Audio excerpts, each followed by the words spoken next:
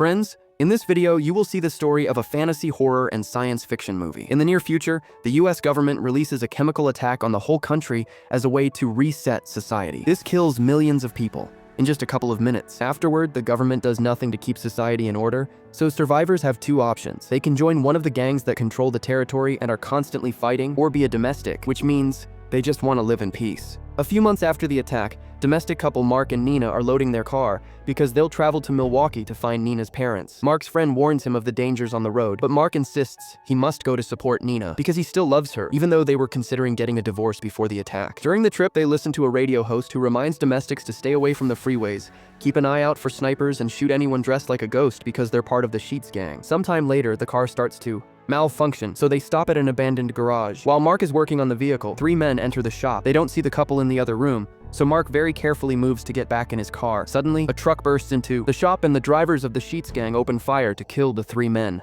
It takes Mark a few tries to start the car, and the noise gets the Sheets' attention, but luckily the vehicle finally gets going, and the couple drives away right before the Sheets can hurt them. On the radio, they learn that the Sheets are in a turf war with the Nailers. Late in the afternoon, they decide to stop at an abandoned house to spend the night. Nina searches for supplies while Mark checks every room just in case, eventually finding a dead couple in the bedroom. The bloodstains show they were attacked and mutilated before their death, so Mark covers the bodies as a last merciful gesture. Then Nina tries to contact her mom using an old radio, but nobody answers. That night, Mark updates his map before going to sleep with Nina, unaware that a man outside is watching them. The next morning, the man and his friend are beaten up by a group of Nailers who threaten to kill them with a chainsaw if they don't tell them where to find a woman. The terrified man informs them where to find Nina, but he and his friend get shot to death anyway. Moments later, the couple hears the Nailers approaching the house on their bikes, so Nina runs to hide in the attic and puts on headphones to avoid hearing what's about to happen. When the Nailers enter the house and start searching the rooms, Mark sneaks around with a screwdriver and quickly kills an intruder by stabbing his head from behind. Then he tackles Nailer Dean to the ground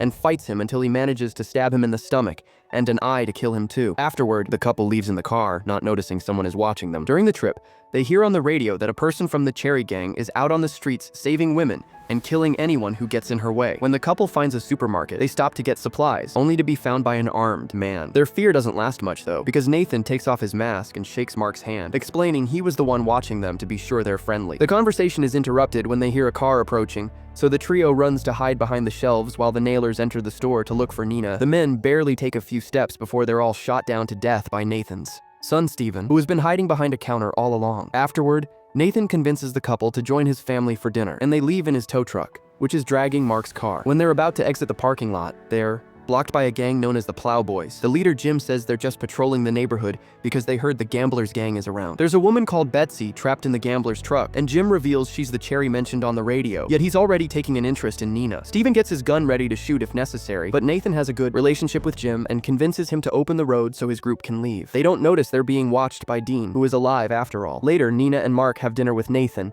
his wife, and his two kids. The tension between Nina and Mark while they talk about their life is pretty clear, but Nathan and his wife are affectionate and even dance together. After dinner, Nathan tells Mark the hamburgers they've eaten were made with human flesh. Feeling sick, Mark asks Nathan not to tell Nina the truth and announces they're leaving. However, Nathan forces him to stay with a deadly threat. Suddenly, Dean enters the house using Nathan's daughter as a shield. He asks for Nina and Mark, and Nathan agrees to exchange them for his daughter without hesitation. As Dean pushes the girl forward, Stephen sneaks around to cut Dean's ankles, causing him to fall and fire his gun. Nathan's wife is shot down as Mark drags Nina away. Then Stephen jumps on Dean and starts stabbing him over and over while Dean reaches for his gun. Outside, the couple hears a few shots before taking Nathan's car to escape. Once they're back on the road, Nina says she doesn't want to travel with Mark anymore, and the couple gets into an argument about the situation. The Gamblers see them coming and spin a wheel which lands on a skull. This means the sniper must open fire. The bullet hits Nina in the shoulder, so Mark immediately turns the car around to return to town. Meanwhile, Nathan calls Jim to tell him he can have the couple. Jim gets excited and goes looking for his men,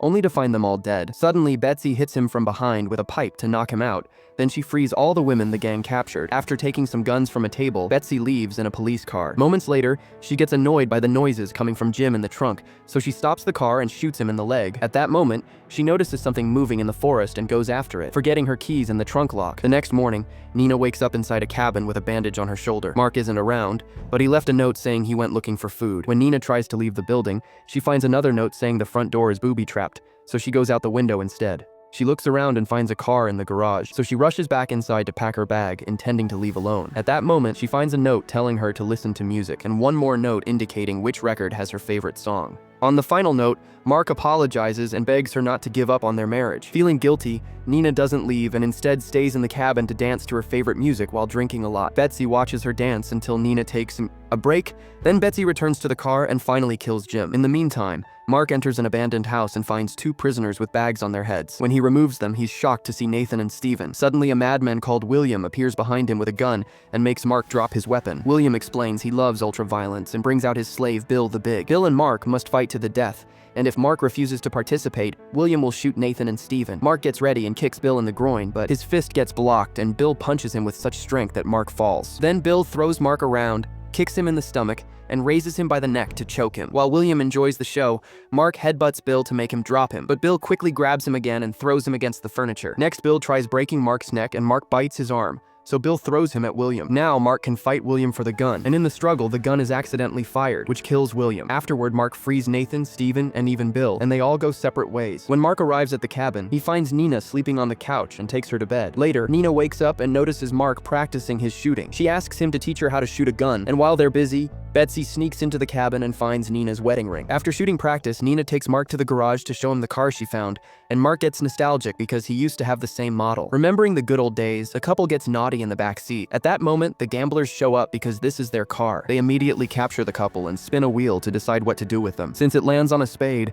Nina and Mark get thrown in cages and taken to the gamblers' headquarters in a motel. The place is a complete mess, and people are drinking or fighting in every corner. The receptionist takes their names and realizes they're married, so he sends them to the Snake Eyes suite. There, a host starts taking bets while the couple gets a hand tied to the chairs, and the other hand painfully drilled into a pair of guns on a table. One bullet is loaded into each gun to play Russian roulette, and the host warns them that if they don't shoot the gun when he tells them to, 2 more bullets will be added. If they survive 6 rounds, they'll be allowed to leave. Mark tells Nina to shoot without hesitation, but Nina negotiates with the host. She wants 3 more bullets in Mark's gun, and in exchange, they only have to survive 2 rounds. The host agrees, and after the bullets are loaded, the game begins. The gamblers count down and both guns are fired, but nobody gets hurt. Unfortunately, on the second round, Nina's gun shoots the only bullet and it lands in Mark's shoulder. Wanda starts fighting another gambler over the bet money, and the host gets distracted by trying to calm them down. Nina keeps on pulling at her bindings until she frees her hand and steals the host's gun from his boot. She shoots the man twice before firing at the table to release their hands. As she helps Mark walk,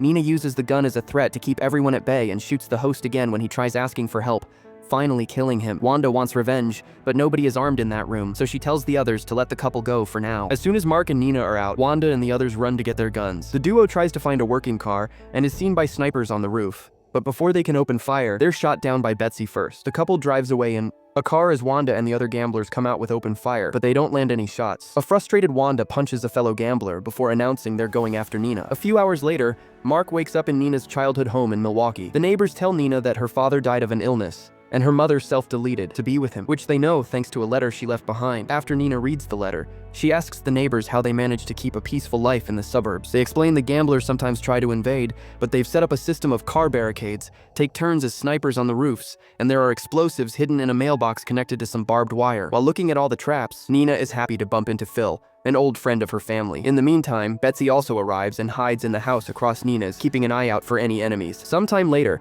Nina notices Phil talking on a walkie-talkie, and when she tries to get his attention, he runs back into his house. A suspicious Nina sneaks around to spy on him and discovers that Phil has been in contact with the gamblers, who will be coming soon. At the same time, she notices a little girl on the street, so she drags her into the house with her right before the gamblers arrive. Then Nina gives Mark a gun and tells him to protect the child while she goes out to fight. The gamblers leave their cars and look around until suddenly Nina opens fire, killing a few gang members. The group rushes to hide behind the car and fires back, forcing Nina to take cover. Betsy takes the chance to open fire too, killing a bunch of gamblers in quick succession thanks to her machine gun. With the gang turning to attack her instead, Nina tries to take a moment to reload. A gambler approaches her from behind, but before he can act, Mark shoots him through the window. Wanda refuses to give up and wants to keep fighting, so the neighbor on guard duty starts shooting as well from the roof. Betsy runs out of bullets and has to hide while Nina throws a homemade smoke grenade into the middle of the street. In the house, a gang member surprises Mark from behind and starts choking him. Mark breaks the horn from the man's mask and stabs him in the eye before tackling him down to stab him in the chest,